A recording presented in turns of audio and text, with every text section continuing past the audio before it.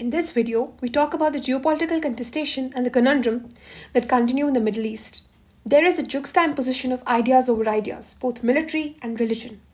अगर आप यहाँ की ज्योग्राफी को देखोगे तो आपको एक चीज़ समझ में आएगा कि यहाँ पर Iran is basically surrounded by Iraq and then the Persian Gulf. Then above is the Caspian Sea. फिर आता है Syria then Jordan. Israel is bordered by Lebanon in the north, then Syria, then Jordan. Syria के साथ it shares Golan Heights. Jordan के साथ it shares the territory of West Bank. Egypt के साथ it shares the territory of the Gaza Strip. And then there's a small port called the Port of Elliot, जिसके साथ वो open up होता है in the Red Sea. Why this geography is important? Because in the current arena of realism that we exist, geopolitics is the key essential of defining any relationship within the international sphere. Classical realism का एक बहुत ही key proponent है that the world is basically a state of anarchy where only three things penetrate and survive, which are survival, statism, and self-help. Basically, it advocates for hypernationalism. While real politic tradition reality के अंदर भले ही बहुत important हो imperative हो लेकिन आज के global world के अंदर the complex of interdependencies of liberalism are equally essential and imperative. अगर हम बात करें कि इजराइल ने ईरान पर अटैक किया क्यों, इजराइल ने under the operation rising lion इस ईरान पर अटैक किया to prevent the expansion of Iran's nuclear program जो कि बेसिकली एग्जिस्ट कर रहा था in Isfahan and Natanz among many other sites. और वहीं पर ईरान ने ऑपरेशन ट्रू प्रॉमिस 2 के अंदर इजराइल के ऊपर अटैक लॉन्च किया by retaliating ballistic missiles and drones. But why so? ये सब स्टार्ट कहाँ से हुआ? Like Atal Bihari Vajpayee, our former late prime minister, has always said one thing that you can choose your friends और enemies but you can never choose your neighbours, right? And यहीं पर कौटिल्य की मंडल theory का अरी एंड मित्रा का बहुत अच्छा एग्जाम्पल होता है that your friends friend is your friend but your enemies enemy is also your friend. If you go back to a brief history to capture within this video, Zionism की theory I by Theodor Herzl in 1898 जिसमें उन्होंने कहा Jews have faced a lot of persecution worldwide. अब इन सबको जाकर के Palestine के अंदर सेटल हो जाना चाहिए. एंड वहीं पर तब इजराइल नहीं होता था, उसको पैलेस्टीन कहते थे with the name of Ottoman empire. तो आया वर्ल्ड वॉर 1, तब वर्ल्ड वॉर 1 चल रहा था. उस वक्त ब्रिटेन और फ्रांस एक तरफ थे, जर्मनी एंड ऑटोमन एम्पायर दूसरी तरफ थे. तो ब्रिटेन एंड फ्रांस ने 1916 में करा Sikes-picket agreement carefully and collaboratively कि जो भी टेरिटरीज है वो अपने आप में डिवाइड कर देंगे. So on this basis Palestine became a protectorate under the mandate system. Then came the Balfour declaration of 1917. उसके अंदर they promised Israel to both the Arab states and the Jews. Now this was a very problematic thing for them कि Palestine के अंदर जो Palestinians रह रहे थे उनको जूस का इन्फ्लक्स समझ में ना आए and there were a lot of conflicts, contestations. So उसके बाद 1920 to 48 तक मैंडेटरी पैलेस्टीन एग्जिस्ट करा. But then came the two nation theory by the USA जिसमें उन्होंने कहा that we will divide both the territories into Palestine and Israel which was not accepted by the Arab states. But in all of this conflict, Iran kept a positive tilt towards Israel. Iran even joined the Alliance of the Periphery, which was basically an alliance made by Israel to focus on its key relationship with Turkey. And it was also joined by Ethiopia. Alliance of the Periphery को हम लोग Phantom Act भी कहते हैं. लेकिन ये सब Iran क्यों कर रहा था जब उसके दिमाग में एक चीज़ चलती थी that Israel is an enemy, Israel is a little Satan, जो बाद में उन्होंने उनकी थियोक्रेटिक लीडरशिप ने ये बात बोली भी है. तो फिर ईरान ये कर क्यों रहा था? Because of the phase of modernisation. Iran के अंदर there was a regime change in 1953 led by or maybe helped by the CIA and the M116. So then came Shah Mohammad Reza Pahlavi and he believed in modernizing Iran on the western lines, so he kept a western tilt. But after the 1979 revolution, the Islamic revolution, came Ayatollah Khamenei and the theocracy started to rule the state. Now it was ruled by a supreme leader. So then they made it very, very clear that now Israel is basically little Satan and USA is the enemy of Islam. And now the regime change, which was the doctrine of regime change, became even more evident with the West because the West had vested interests in the Persian Gulf. They could not have left the oil from the Middle East. So then the era of proxy warfare begins from the 1980s.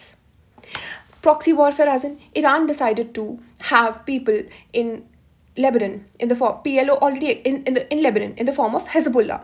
PLO के अंदर Lebanon के अंदर PLO already exist करता था. PLO as in the PLO as in the People's Liberation Organization. वहाँ पे Iran funded its own proxy warfare groups in the form of Hezbollah in 1990. Now that Iran had started to fund Hezbollah in Lebanon, and also somewhat it was basically an offshoot of the Shia militia Islamic resistance supported by the Islamic the IRGF, the Revolutionary Guard Corps, right? और उसके बाद came in 1957 a very key essential deal जिसको हम Atom for Peace program भी कहते हैं, the Civil Nuclear Cooperation Agreement between Iran and US. But in spite of this, Iran continued with its uranium enrichment, like the Tehran Research Reactor Grain Criticality, Bushehr Nuclear Power Plant developed, Farhan तो था ही, और भी कई सारे agreements और nuclear programs यहाँ पर चलते गए. And they started to focus on weapon grade uranium enrichment of the nuclear power plants with the help of the Chinese and the Russians. And later on, Iran even admitted this. And there were secret back channel talks that existed between USA and Iran via Oman when strained relations were happening between the two over nuclear deals and nuclear cooperation. इसके अंदर Stuxnet virus नाम का एक virus US और Stuxnet virus Israel and USA भले ही लाए थे to hamper the nuclear facilities and the research program of Iran, but Iran still continued in its own might.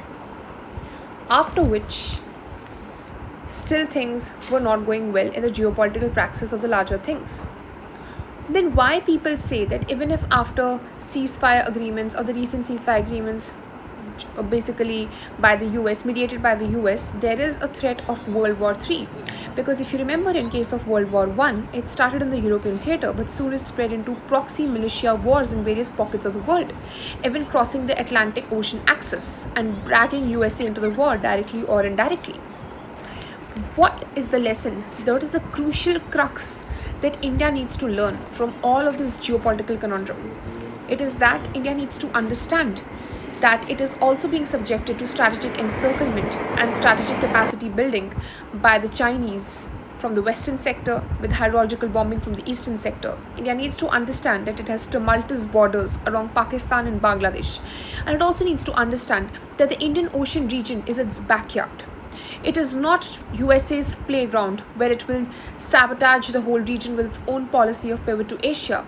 And it is also not the Chinese, and it is also not another South China Sea for the Chinese.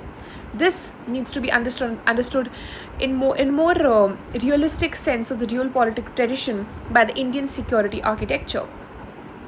For if today a conflict has started in the Middle East, a conflict can any day start for India across maritime, across land, or across the air borders, because we are surrounded by tumultuous areas from all sides. And while the Chinese are very infamous for their policies of be it better the debt trap diplomacy through BRI or strategic encirclement by a string of pearls, even though we gave them a reply with a diamond necklace, or maybe salami slicing, for example the Galwan Valley clashes. While even the Chinese have understood that India knows aggressive reinforcement on its border sector, and it has understood the value of realpolitik tradition in the true sense, a lot is yet to be learned for the elephant, which has to do a tight diplomatic rope walk, coupled with a strong posture of quiet diplomacy and strong military stance. It needs to balance out the dragon flaring in its own fire with the tusk of its might, and it also needs to hamper and disable while also deal with proxy neighbors like Pakistan, who engage in petty religion denominated terrorism, along with pesky neighbors like Bangladesh that are also an apparent threat to security, while dealing with a wide open marine neighborhood in the form of the Indian Ocean region. So while a lot is yet to be learned from all of this, crucial key lessons have been taken, and one of them being that no matter how much the conflict might escalate, there are always back channel talks for de-escalation, because we all understand the importance of complex interdependencies via global supply chains and logistic bottlenecks. For we live in times where we are highly interdependent on each other, even in the most nuanced of manners.